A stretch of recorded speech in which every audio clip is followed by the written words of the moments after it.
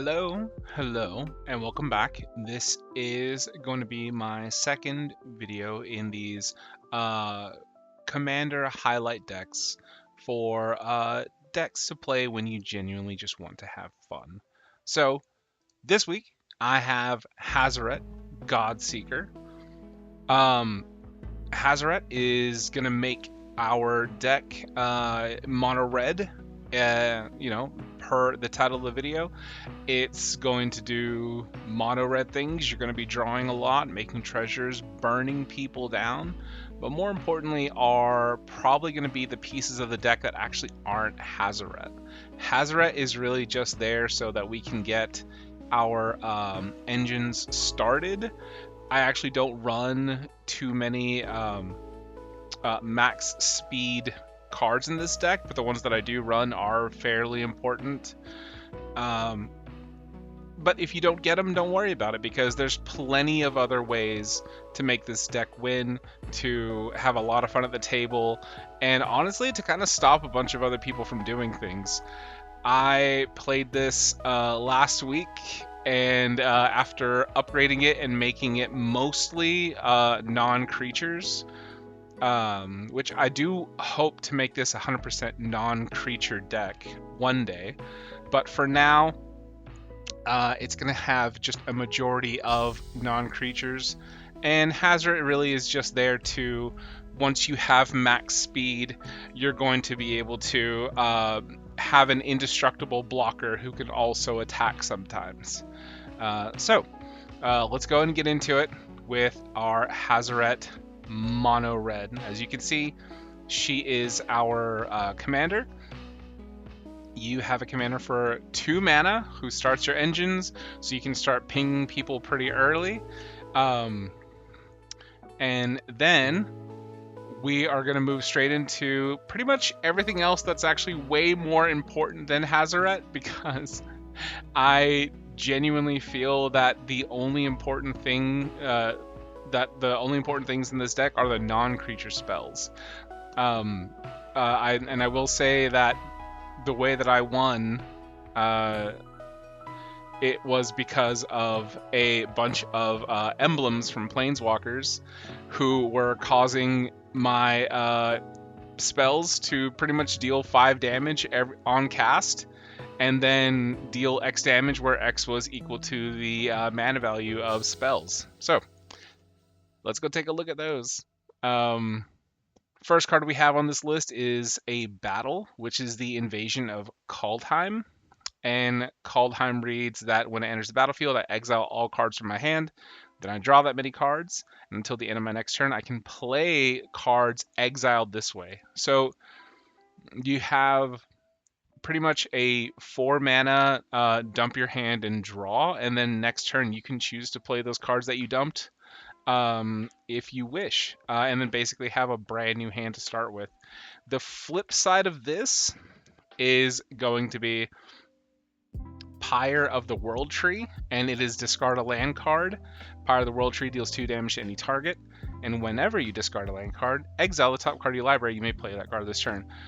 It does exactly what mono red wants you to do: exile a bunch of stuff, draw a bunch of stuff, and then deal a bunch of damage. This battle is a perfect little package.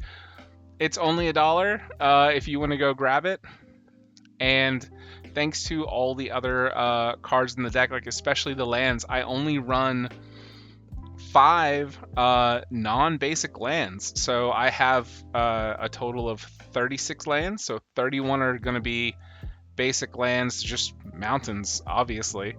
And you're going to have so much land that you don't need to be playing. Truly, I think this deck saw its highest power output at maybe 8 mana. And I also had anywhere from 10 to 15 treasure tokens at the same time. So even with 5 mana on the board, you're probably working with anywhere from 5 to 10 treasure tokens at the same time, just depending on how you drew. And to be honest, this deck is pretty consistent with draw and exiling the top card of your deck to go ahead and play it in. We move down into Planeswalkers, which again are non-creature spells. I have 5 planeswalkers, and I have of those 5, 4 of them are Chandra. Chandra Just to Kill says that you can her plus one of her pluses is to add red, and then she deals 1 damage to up to 1 target player or planeswalker. Or again, exile the top card of your library. If it's red, you may cast it this turn. Then her ult is this is one of the ults that helped me win. Exile the top 5 cards of your library. We're not really worried about that. Then you may cast red spells from among them this turn. Again, not worried about it. This is the important one. You get an emblem with whenever you cast a red spell, everything in here is red, you deal X damage to any target where X is the amount of mana spent to cast that spell. So, she's dealing an amazing amount of damage. Always, all the time, even while she's plussing here, she's going to be pinging damage, which is also a pretty easy way to get your max speed. She only costs 3 mana, which is wild. She's a wonderful planeswalker. Go get her for $3. I have here Chandra Flames Catalyst. I do have the chibi version. She is adorable and she's really cute to have on the field. Unfortunately, I didn't actually get to play her on the field, so let's read what she does. Her plus is deal 3 damage to each opponent. Awesome. So you're dealing 12 damage potentially with full table. Her minus is you may cast target red instant or sorcery card from your graveyard. If that spell will be put into your graveyard, exile instead, so you get spell recursion. And then her ult is discard your hand, draw 7 cards. Until end of turn, you can cast spells from your hand without paying their mana cost. So it's a crazy burn once you ult her. The next one is Chandra Spark Hunter. I actually just added this card, but I do know that she works extremely well no matter... I feel like no matter what deck you put her in. Beginning of combat, you can choose 1 target vehicle you control. Until end of turn, it becomes an artifact creature, gains haste. We do have some artifact vehicles, I believe, in this deck, but that's not the important part. You can +2, sack an artifact, or discard a card if you do draw a card. Her 0 is to just keep creating 3/2 colorless vehicle artifacts. So you can just keep zeroing her and make an army of vehicles if you wish, as long as you have people to crew it. And then her ult is you get an emblem with whenever an artifact you control enters, deal 3 damage to any target. So that's really important. A lot of burn. Just keep on putting artifacts in, which, by the way, guess what else is an artifact? Treasure tokens. So when a treasure token enters, and you'll be making a buttload of them, you deal 3 damage. I created probably maybe 30, like 15 to 30, I want to say, treasure tokens total. So that's anywhere from 30 to 90 damage that I could have been dealing out. We'll move on to Chandra Torch of Defiance. 4 mana, and I did get her from her spellbook special, her special little purchase. She's only $4. Go get her. You exile top card of your library with her first plus, and then you can cast that card. If you don't, she deals 2 damage to each opponent. Great. Her other plus is add 2 red, and then her -3 is she'll deal 4 damage to a target creature. We're definitely not worried about that. This is the one we want, and this is what really helped me win, is you get an emblem with whenever you cast a spell, that emblem deals 5 damage to any target. I truly popped off once I got that emblem, and I did not look back. I had Torch of Defiance up, and I also had Dress to Kill up. Both of their ults were up, so I was dealing 5 plus X damage every time I cast a spell. Rounding out the Planeswalkers, which, I have a different printing of this one. Let me show you guys which one I have. I got this one. He is only 50 cents. Go get him. Put him in a mono red. He is amazing. And by the way, mono red is not bad in Commander. It's only bad because you think it's bad. Koth, his +2, you go get a basic mountain card, so you're thinning out your deck.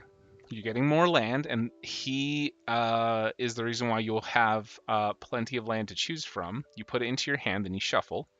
His -3 is he deals damage to target creature equal to the number of mountains you control. We're not worried about that. His ult is you get an emblem with whenever a mountain enters the battlefield under your control, this emblem deals 4 damage to any target. So you have 31 mountains in this deck. If you get Cough up, you will be able to deal 4 damage each time. And if you're doing 31 damage, or if you have 31 lands, mountains dealing 4 damage apiece, that's 124 damage if I'm not mistaken. That's a lot of damage. So let's get into the most unimportant part of the deck. These creatures are actually going to be your support cards. And what's going to be your main part of the deck is going to be all of your non-creature spells. So let me get into creatures. They will be supporting you just by being bodies and absorbing damage for you. Really important card is Ash Cloud Phoenix. When it dies, you return it to the battlefield face down under your control. Basically, you have a body that keeps coming back. You will have mana to keep playing this, and then it also burns, which is nice. But basically, you want a body. Coruscation Mage, you can offspring them for 2, so you can have 2 of them essentially, with the other token copy being a 1/1. And whenever you cast a non-creature spell, this creature deals 1 damage to each opponent. And if you have 2 of those on the field, you're dealing 2 damage to each opponent. Diamond Mare, I only had 1 copy of this, and I was really interested because I was like, where in the world do I put this? If I put it in white, mono white already gains you a bunch of life, and I don't really want to put it in anything else. But what wants you to cast a bunch of spells quickly that feels good? So I thought of mono red, so I threw in Diamond Mare. It's 40 cents. Go get it for any of your mono decks. You choose red, and then once you choose red, once you cast that color, you gain a life. So you have 99 other cards in here, including your commander. Whenever you cast it, you're just gaining a life. End Rider Spike Spitter. Here's one of the max speed cards. The important part is the max speed. At the beginning of your upkeep, exile the top card of your library. You can play it this turn. Itali, super cheap power card. Go get it. Itali Primal Storm attacks. Exile top card of each player's library. Then you may cast any number of spells from among those cards without paying their mana costs. So go steal people's cards, and then you can use their creatures to block their own creatures, which was a lot of fun. I used another player's cats to go ahead and block her cats. She got really upset. It was great. Firebrand Archer. This one is just like Coruscation Mage, except that it doesn't copy itself, but it deals 1 damage whenever you cast a non-creature spell, which is great. Fire Spitter Whelp is going to be another one of those Coruscation Mage things. It's going to deal 1 damage to each opponent when you cast a non-creature spell or a dragon spell. Gutter Snipe is very similar, and I have a different printing of this one. There we go. I do have this printing. Whenever you cast an instant or sorcery, this creature deals 2 damage to each opponent. So pretty strong, obviously, when you have a lot of instants and sorceries to choose from. Harnesser of Storms, he helps you exile the top card of your library whenever you cast a non-creature or otter spell. We don't run a lot of otters in here, but we run a lot of non-creature spells. So you may exile the top card of your library, and then till the end of turn. So remember, it's the end of this turn, don't forget, because if you play him with 3 mana, and then you have 1 mana left to play your, whatever, lightning bolt or whatever, then, or lightning strike, you're going to end up not being able to cast that card if you decide to exile it. So be careful, watch your mana. Hoarding Dragon, when this enters the battlefield, you can search your library for an artifact card, exile it, then shuffle, and when he dies, you put the exiled card into your owner's hand. This is really important because we do run a lot of powerful artifacts, and we'll see those later. So it's like a semi-tutor card, but you don't reap the reward until later, and it's 5 mana, but it is a flying body that you can block with. Jaxus the Troublemaker. I didn't realize she was so expensive. Why is she $7? But whatever. You can pay a red and tap her. Discarding a card, you create a token that's a copy of another target creature you control, gains haste, and when this creature dies, draw a card. Sacrifice it beginning of the next end step. activate only as a sorcery, or you can cast her with Blitz, which means you only cast her with 2. She gains haste, and then when she dies, you draw a card.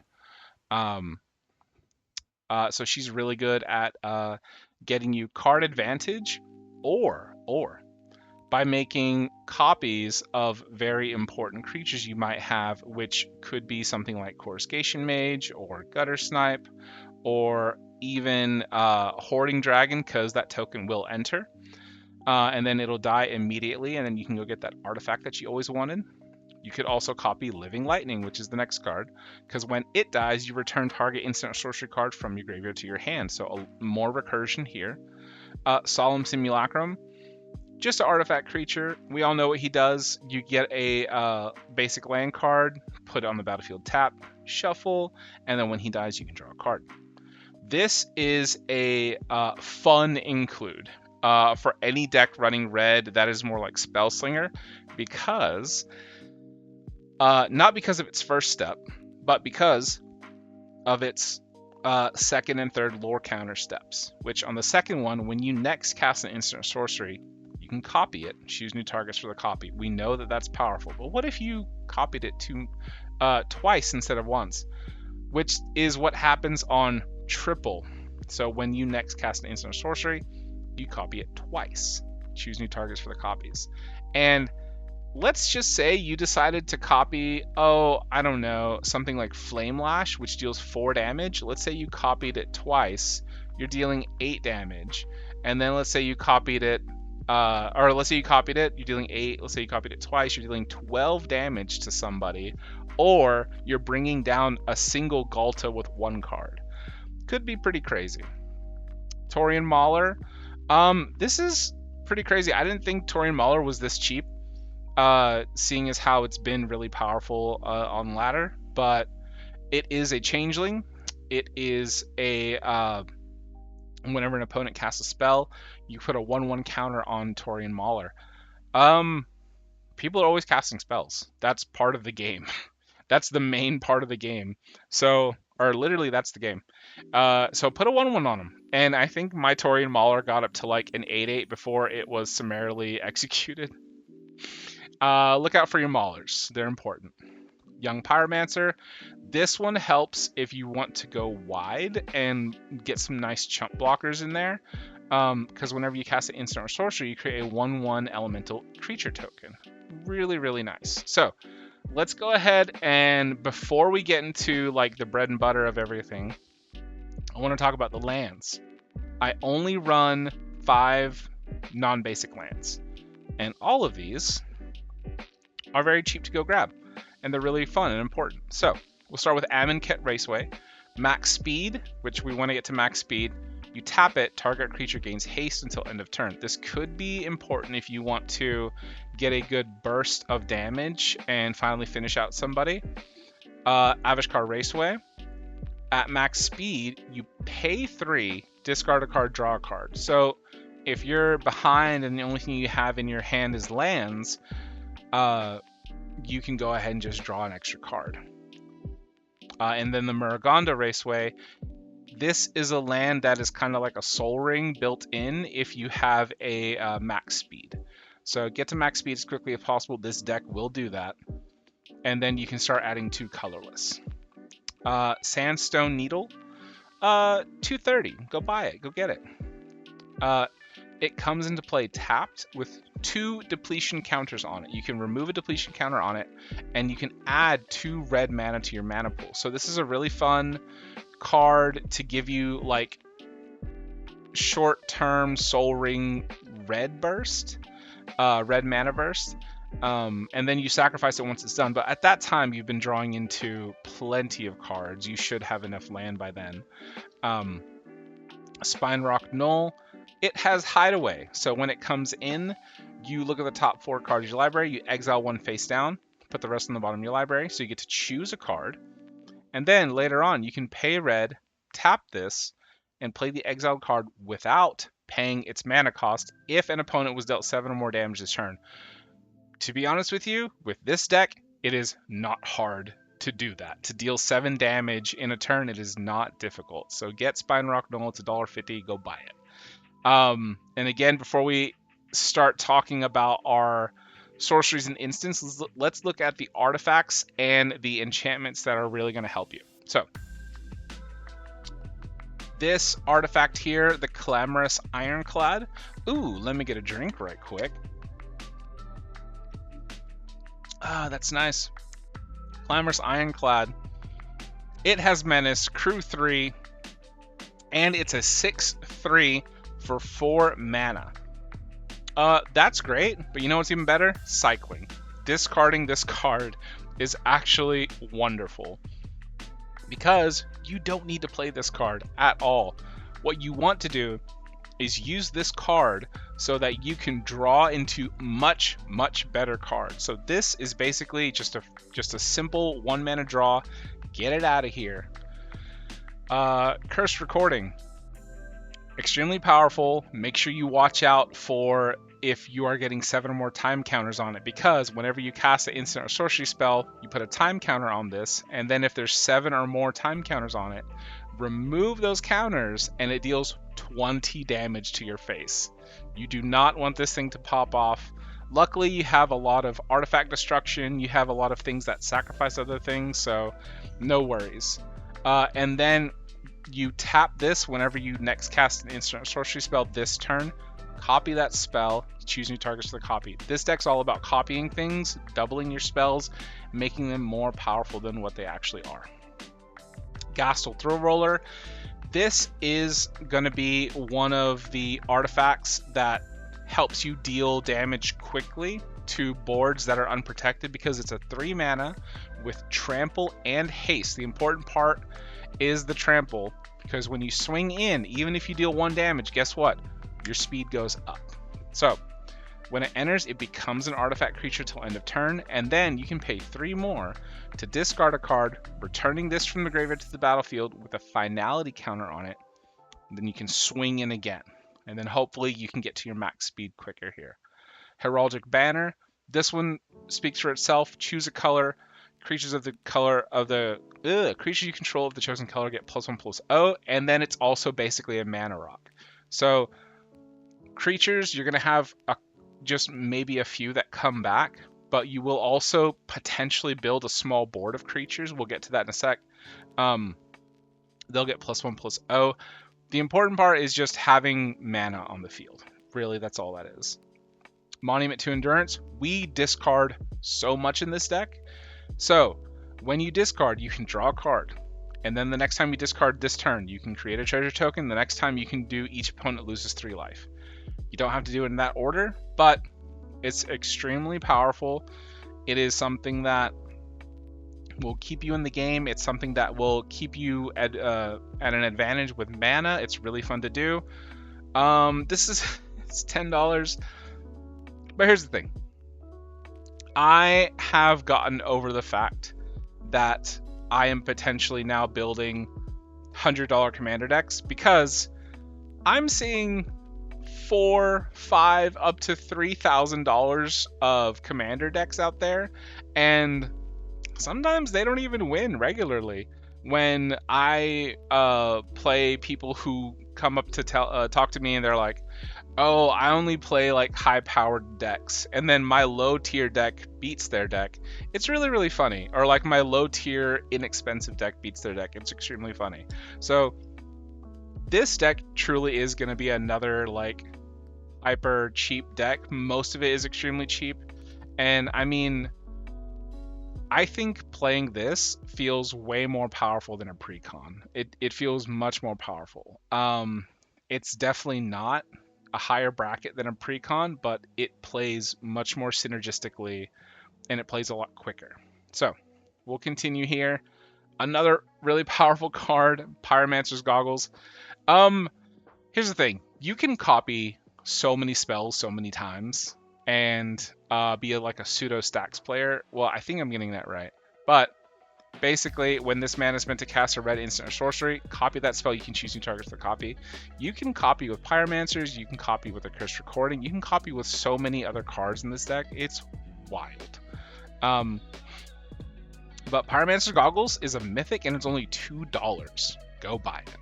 Raise your scoreboard. Another max speed thing.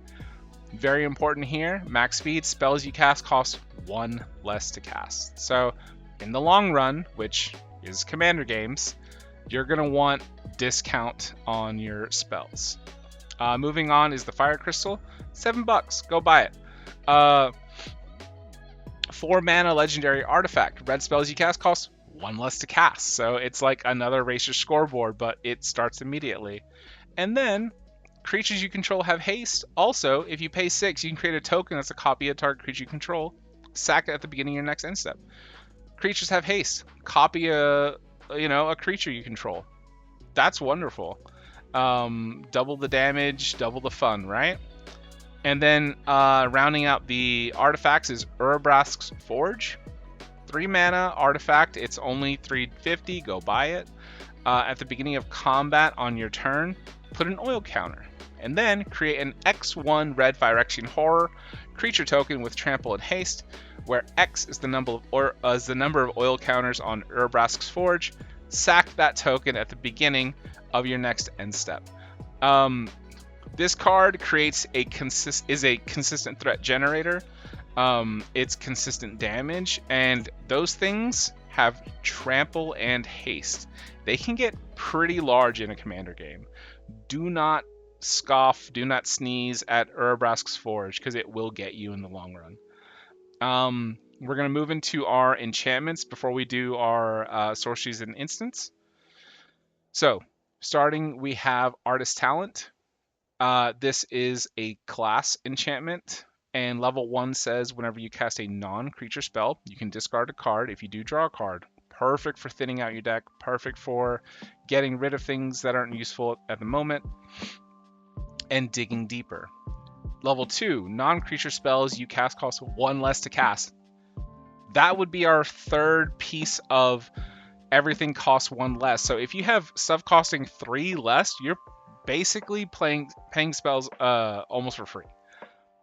And then another 3 mana for level 3. If a source you control would deal non-combat damage, which is almost everything we control, to an opponent or a permanent an opponent controls, it deals that much damage plus 2 instead. So you can imagine how quickly these damage stackers ramp up.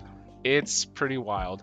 It's only $8. Go buy it. I think this is a really fun enchantment. It's very useful in any sort of burn deck you play in, so go get it. Or proxy it, whatever you want to do. Count on luck. Oh my goodness. When I tell you, this thing drew me like probably... It doesn't draw. It exiles the top card of your deck. But this thing drew me, I think, 15 cards by itself, which... if you think about it, turns into 30 cards being pulled and played. This is really, truly what helped me win that game, because I played it early, I think on turn 4 or 5. And then I started to play every single card that I drew. These cards in this deck are not expensive. I think the average mana value is, I want to say 3.5. Total. Sorry if I lost the little picture here, but truly 3.5 mana on average for all the cards you're going to play, and then you get a discount with 3 mana anyways. Count on Luck is great. Go buy it. It's 50 cents, which is insane to me. Itali's Favor. We don't run a lot of creatures, but we do have a lot of creature creators. So play Itali's Favor. It's another, essentially you're discovering 3. So exiling cards until you find something with mana value 3 or less. You can cast it for free, or you can put it into your hand. And then you can put the rest on the bottom in a random order. But you give a creature 1/1 and trample. Perfect, good card draw. Keeps things moving, right? Ley Line of Lightning. If it's in your opening hand, you may begin the game with it on the battlefield. 50-cent card, go get it. Whenever you cast a spell, you may pay 1. If you do, Ley Line of Lightning deals 1 damage to target player or planeswalker. It's just a fun way to ping people and just get everybody upset at you at the table. Outpace Oblivion. I put this in here just because. We'll read it together. It's a start your engine, so we know it has max speed. When this enchantment enters, it deals 5 damage to up to 1 target creature or planeswalker. But here's the thing. It's kind of like an anti-max speed, because if somebody doesn't have max speed in the game, which Ether Drift has been supremely unpopular, you can sack this enchantment. It'll deal 2 damage to each player who doesn't have max speed. You will probably have max speed at this point in time, and then this coupled with the fact that you are stacking damage each time you're dealing damage, it's just another fun burn thing. And then it goes with the theme of the deck, right? A lot of max speed stuff. Rounding out the enchantments, we have Rite of the Dragon Caller, $6 card, go get it. This one is going to be your finisher, or honestly, yeah, your finisher. Because when you cast an instant or sorcery spell, you create a 5/5 red dragon with flying. This is only for 6 mana, and I say only because you're constantly creating treasure tokens. You're constantly doubling spells, but it's only whenever you cast, so it doesn't look at the copy that you're making. But you're creating a 5/5 red dragon creature token. It's so hard to kill things with 5 HP in this game, when a lot of things only deal like 3 damage or subtract 4 from it. 5/5s are hard to kill, and then something with flying, and then you're making copies every turn. You're probably drawing a bunch of cards, playing a bunch of like 1 and 2 cost mana cards that are instants and sorceries. It gets out of hand very quickly. Go grab this card for your mono red deck, or even for a dragon deck. So let's go through our sorceries and our instants to round this out. We got Agate Assault. This is going to deal 4 damage to target creature. If it would die, exile it instead. So you really are going to make that Golgari player hate you. You also can exile target artifact. Whoever is playing a powerful artifact, or playing an artifact deck with like a 1 key artifact that surrounds everything, you're going to make them hate you as well. And we know red's good at destroying artifacts. So Electro Duplicate. Create a token that's a copy of target creature you control, except it has haste, and then you sack it at the beginning of your end step. And then you can cast this for flashback from the graveyard. There's a lot of good creatures to copy here that you then would want to copy again from the graveyard. Like, it's no joke, man. Like, this deck gets out of control really, really quickly. But the cool thing is you're probably clearing the board quickly, and you're probably destroying threats that other people have. So feel free to play this card, Electro Duplicate, $1.80, go buy it. Fiery Confluence.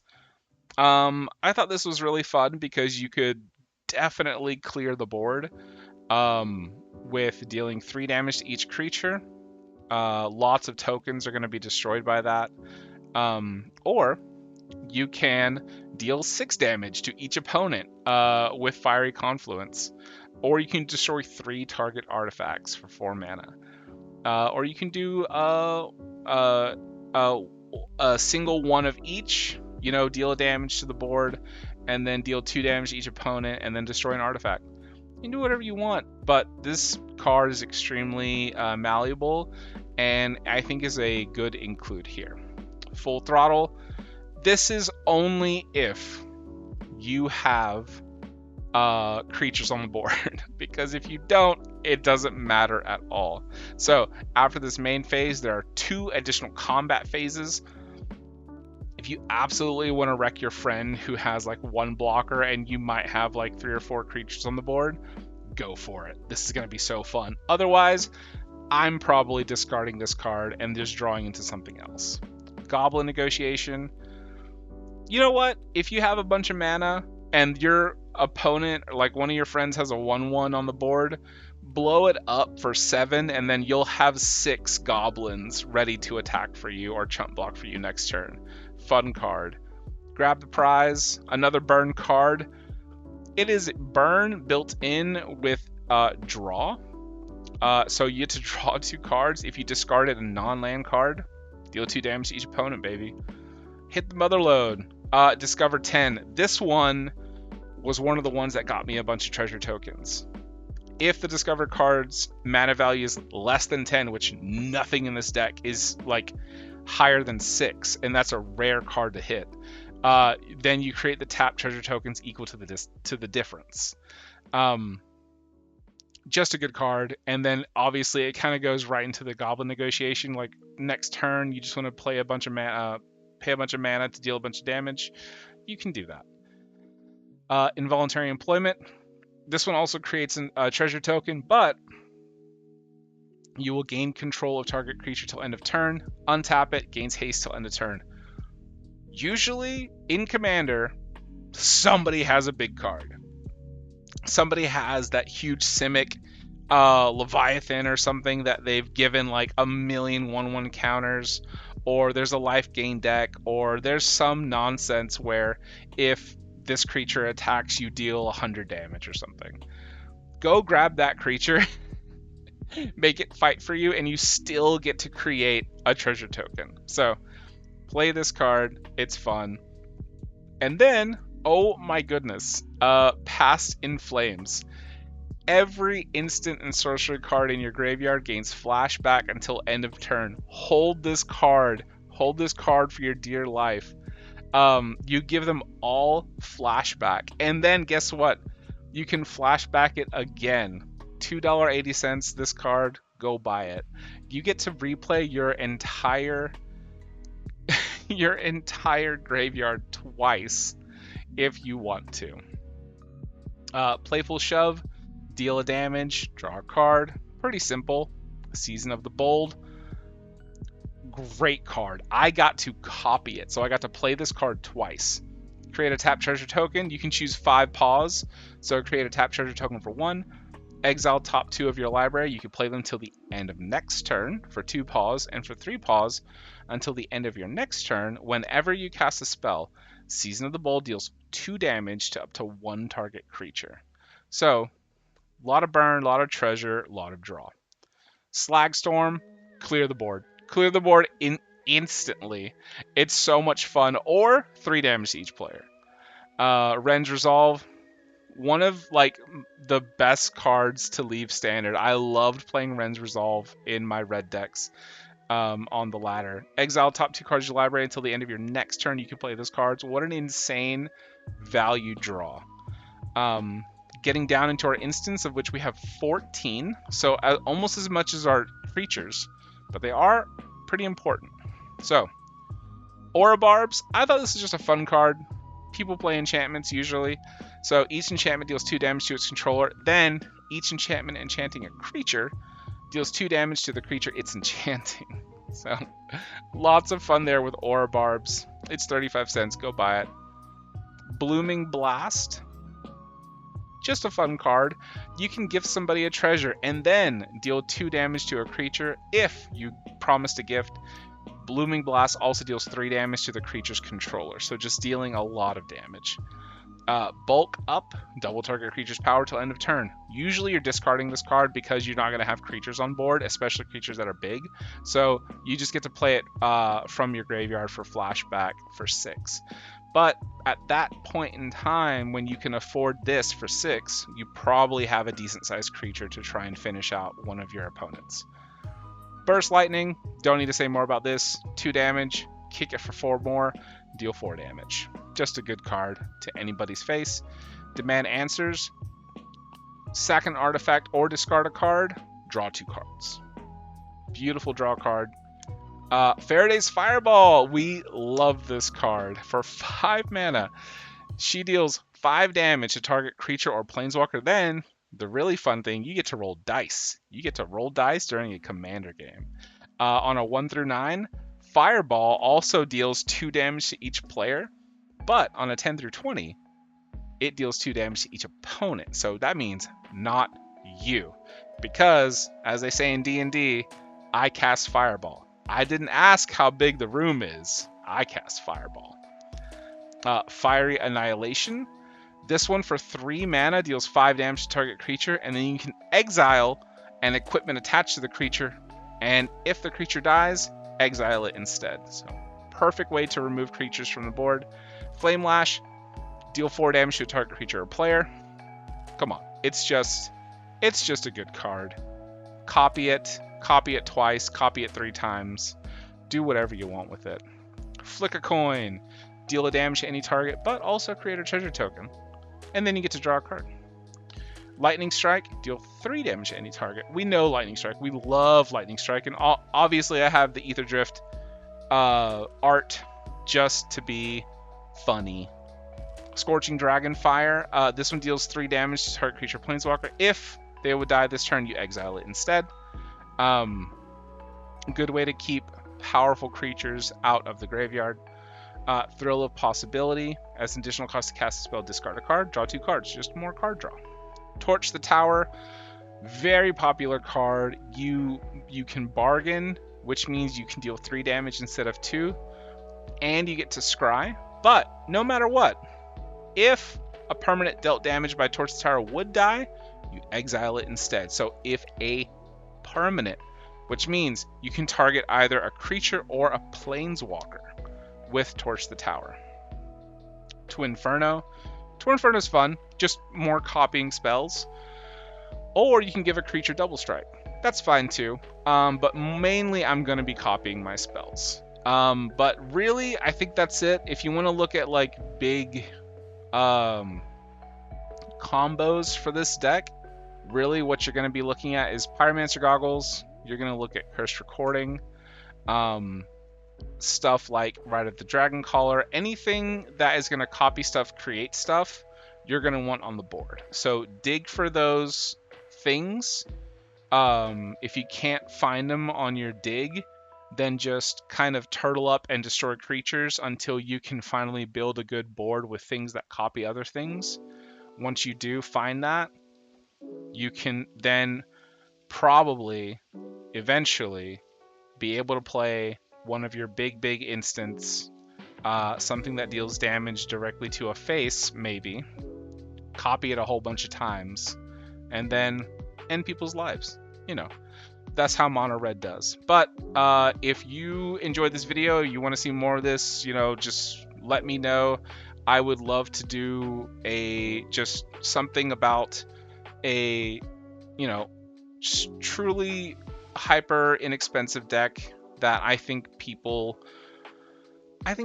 would love to play, because this deck was so super fun to play. It wasn't overwhelming. It wasn't like, oh my gosh, here comes that mono red deck again. It was just more like, what's he doing? How is he making all these little things? And there's no infinite combos. There's nothing crazy that pops off. It's just you get enough treasure tokens, you copy enough spells, and then eventually you burn people down.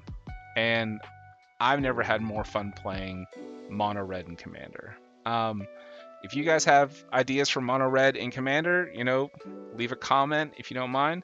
But other than that, obviously, like and subscribe. I've been Red Paladin 44. Thank you so much for watching. Peace.